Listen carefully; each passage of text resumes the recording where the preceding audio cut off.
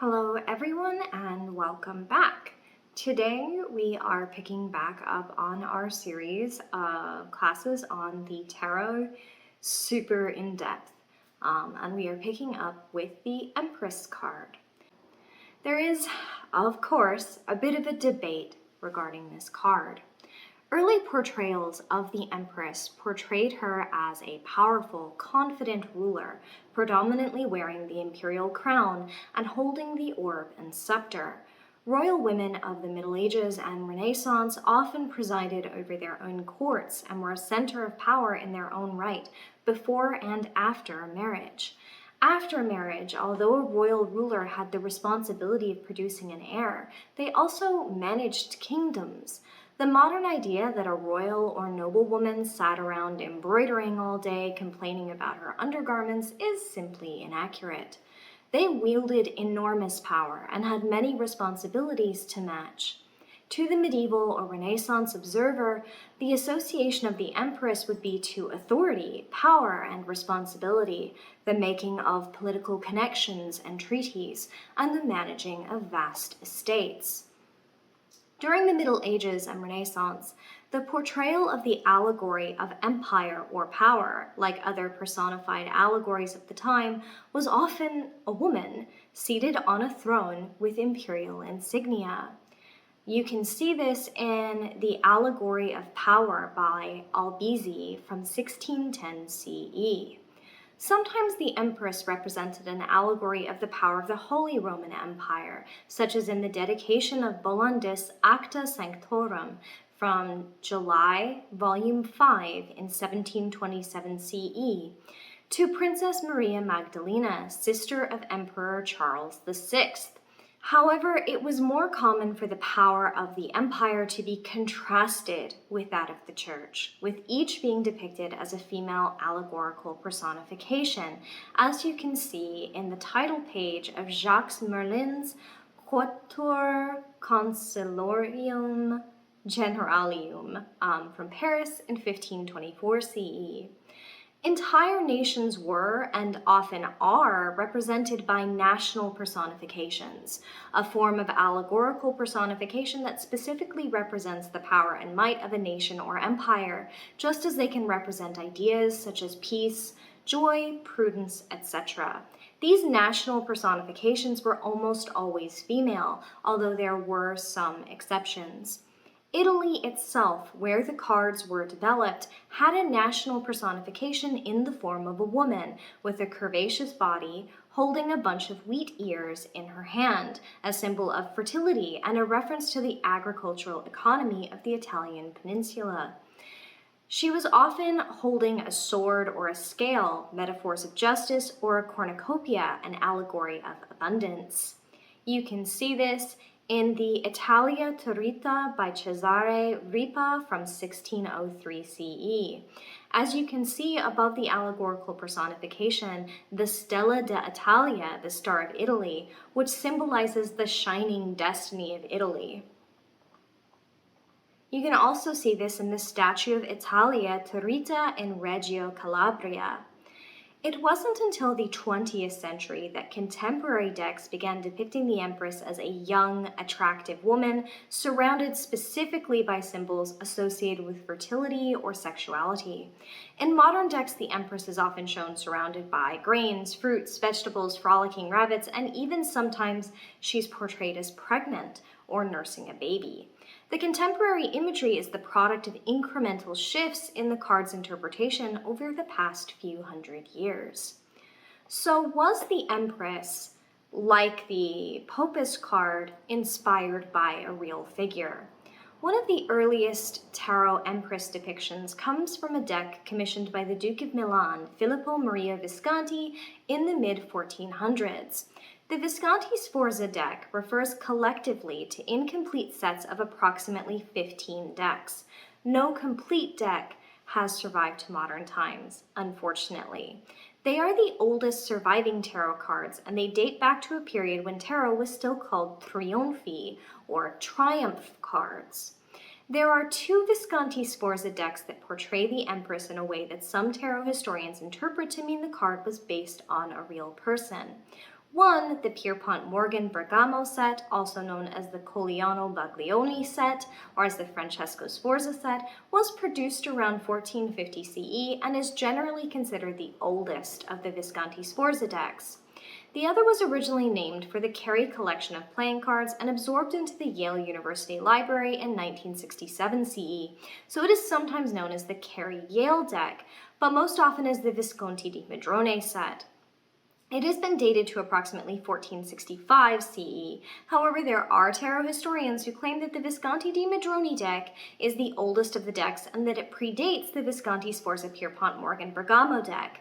In the 2007 CE book, The History of the Tarot, scholar Giordano Berti claimed that the deck was created between 1442 CE and 1447 CE, and cited as evidence the fact that the denari cards bear the recto and verso of the golden florin created by F.M. Visconti in 1442 CE and withdrawn from circulation when he died in 1447 CE.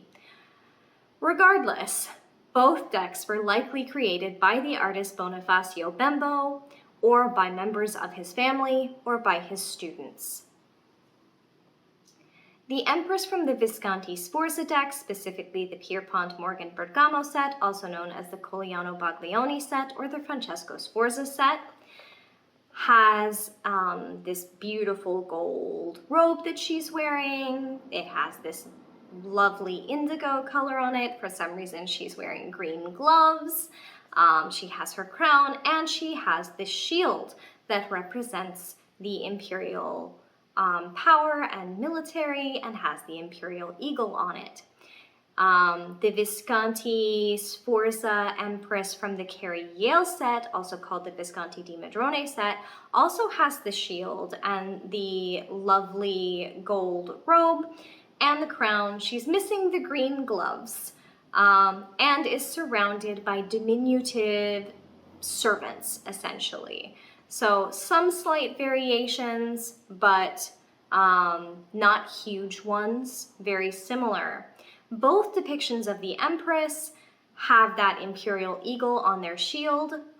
This was a Visconti family device adopted when Filippo Maria's father, Giano Galeazzo Visconti, bought the title of hereditary duke from the emperor-elect Wenceslaus in 1395 CE. The striking similarity between the two depictions of the Empress may imply that they both had the same model. Several tarot historians believe the model to have been Bianca Maria Visconti, daughter of Duke Filippo Visconti and wife of Duke Francesco Sforza. Bianca Maria Visconti was, according to the historical record, a highly competent individual across a wide range of disciplines. The Sforza family maintained a tradition of both humanist and martial education for women, maintaining that martial skills fostered emotional self-control, discipline, and courage in young children. Bianca Maria Visconti grew up writing and participating in hunting at a time when that was still quite unusual for women amongst the nobility. At the age of 17, 1 year after her marriage to Francesco Sforza, the 4th Duke of Milan, she was named regent of the Marche. At the age of 23, she personally led troops and civilians alike in defending the city of Cremona from a Venetian force. She was also widely acknowledged as a skilled diplomat, including serving as a co-regent of the duchy during her husband's absence from the government due to illness. She was directly involved in public works, including co-sponsoring the construction of a public hospital, the Ospedale Maggiore in Milan, as well as in managing the restoration and embellishment of the multiple ducal residences. In short, to reduce her image to that of a figure of motherliness and/or beauty is to give a bit of a short shrift to her widely known and documented competence and excellence in other areas. Bianca Maria Visconti also appeared as an artist model throughout her lifetime, posing as various saints and as the Virgin Mary. There are quite a lot of paintings of Bianca Maria Visconti, and in most of them she bears a striking resemblance to the Visconti Sforza Empress cards. To see an entire gallery of artwork featuring Bianca Maria Visconti as the artist model, some from within her lifetime and some from after, you can go to the link that I'm just putting up on screen. This person has assembled just an entire gallery of all of the art. I'll also put it in the image description. It's actually really impressive to see how much this person was used as an artist model.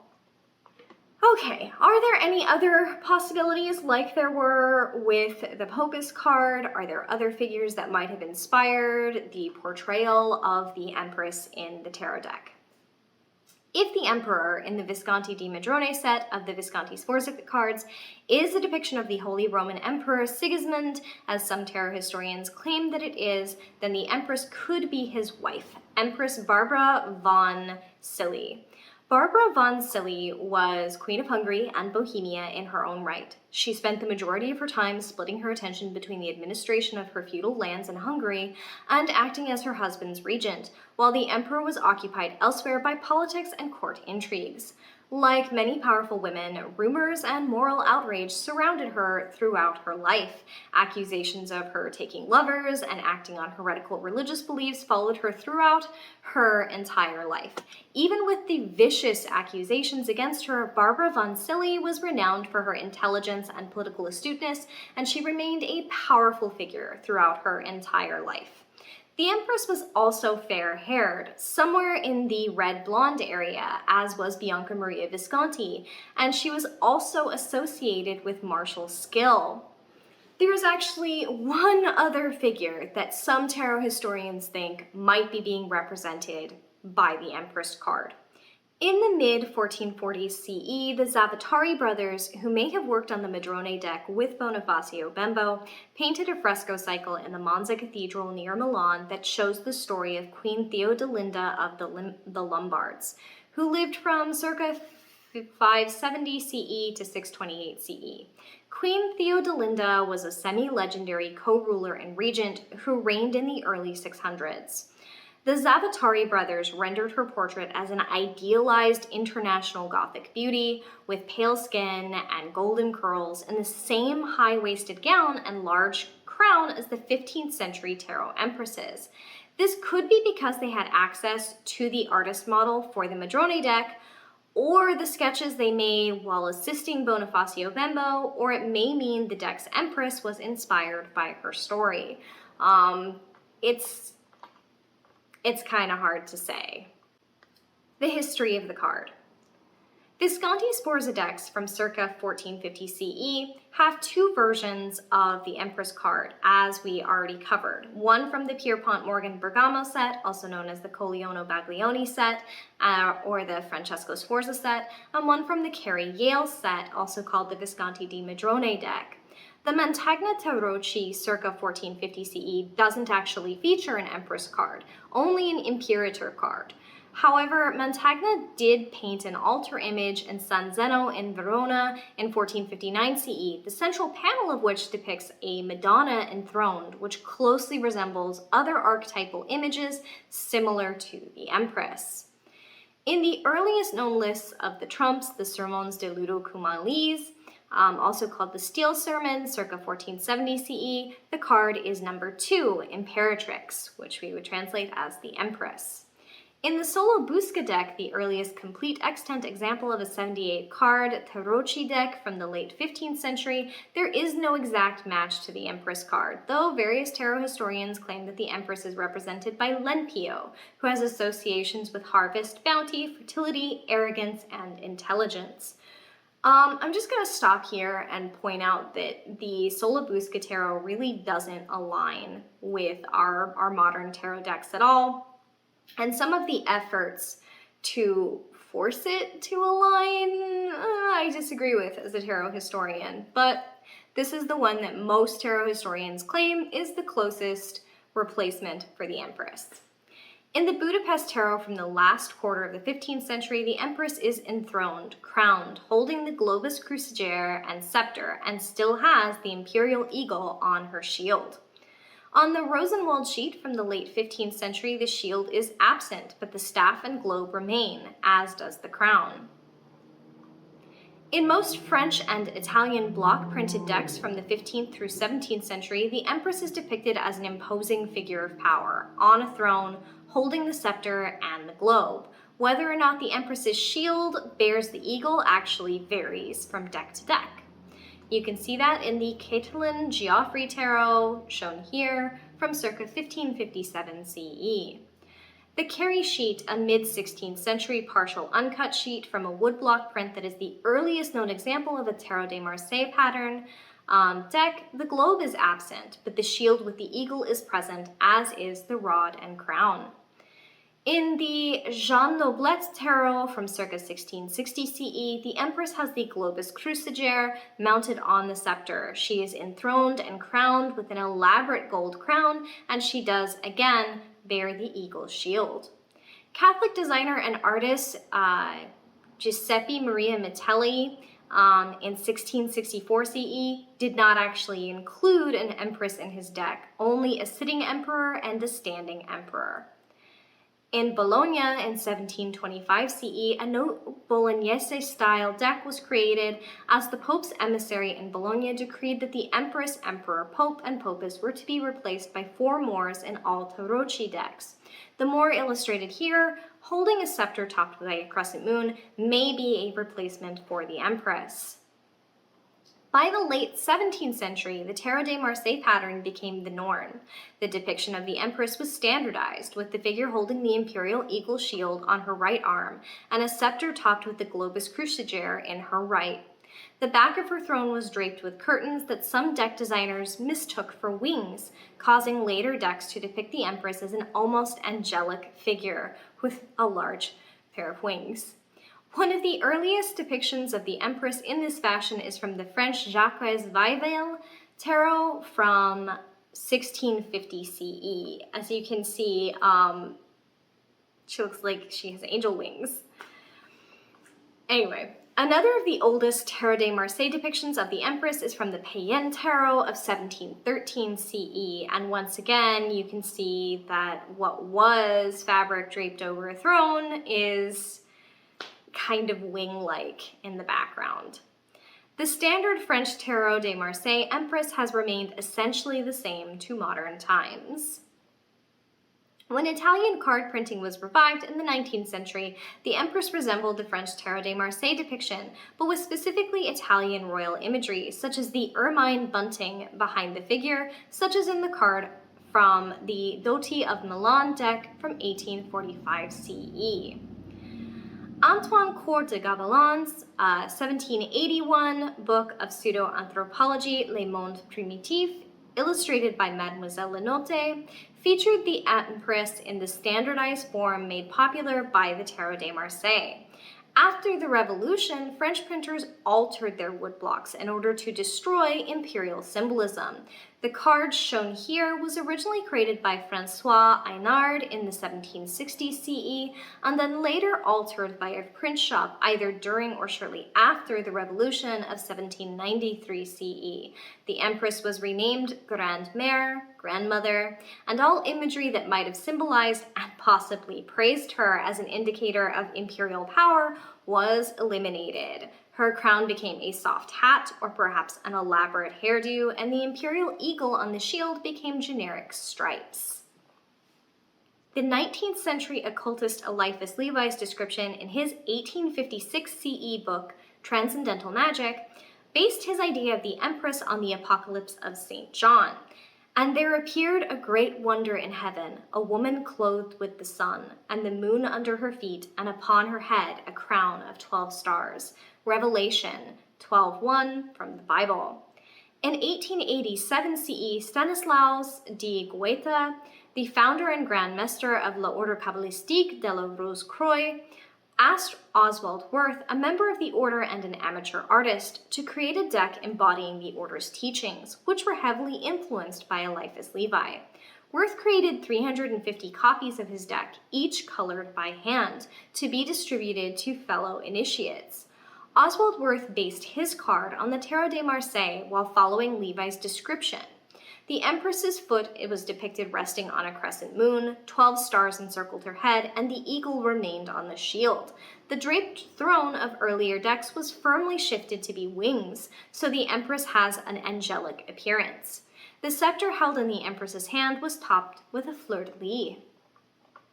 Wirth then redesigned his original 1887 CE deck in the early 20th century to make it conform more closely to Levi's writings. The redesign shifted the fleur-de-lis topped scepter to one that was topped with the globus cruciger. Following Levi and Wirth, occultists began associating the Empress with Venus and Urania. Wirth referred to the card as the Queen of Heaven, who dwells in the sublime heights of the ideal, above all contingency. The French occult system of card attributions assigned the Hebrew letter Gimel to the Empress. In the time frame of about a century, multiple Atala-style decks were created that featured the various cards that may or may not be Atala's version of the Empress. In the Grand Atala deck, the Empress card might be a dryad and is associated with protection. In the Atala-style Jeu de la Princesse tarot, also called Tarots Egyptiens from 1843 CE by Lorenberg under the pseudonym Johannes Trismegisti, the card is protection. The Hermetic Order of the Golden Dawn became popular in London in 1888 CE. The Golden Dawn's Empress is the daughter of the Mighty Ones. They also attributed the Hebrew letter Daleth to the Empress. The Golden Dawn tarot deck, created in 1992, depicted the Empress as holding an ankh rather than a globus cruciger, replacing the common Christian association with an Egyptian one. The most popular and well-known Empress card was created by two former members of the Hermetic Order of the Golden Dawn, A.E. Waite and Pamela Coleman Smith, in circa 1909 CE. They based their designs on Levi's writings, as Wirth had done before them.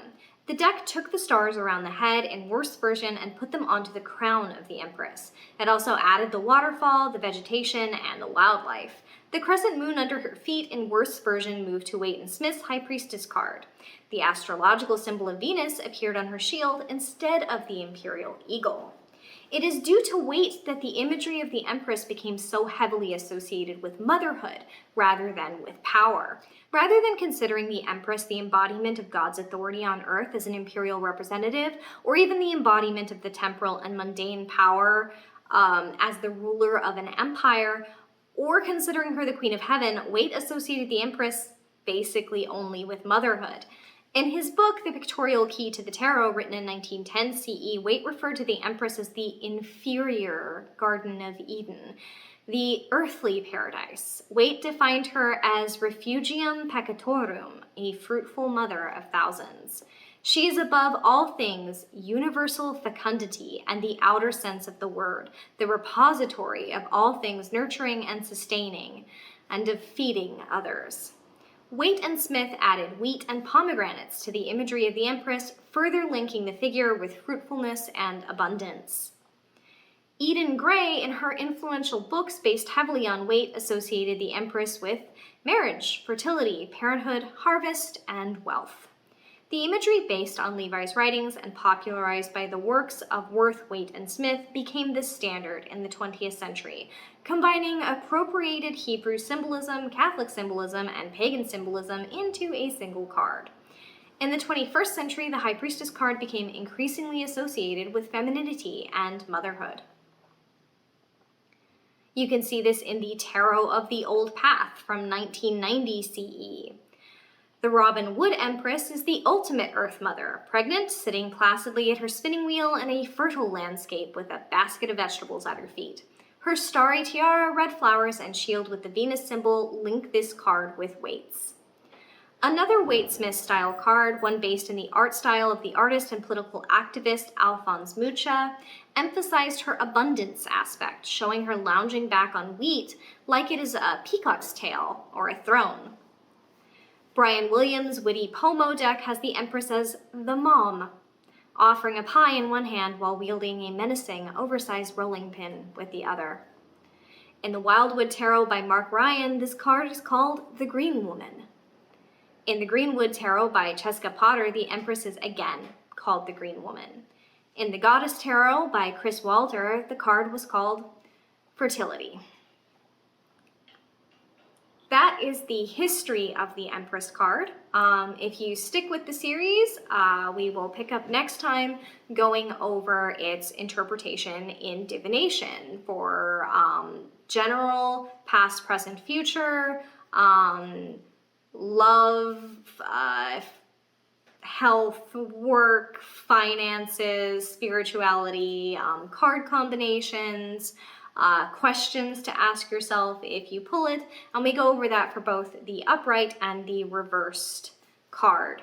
So please be sure to continue sticking with the series, and we will move forward with the Empress in its divinatory role next time. Please remember to like and subscribe, and send us questions for Ask a Witch and for our new series, Ask an Herbalist.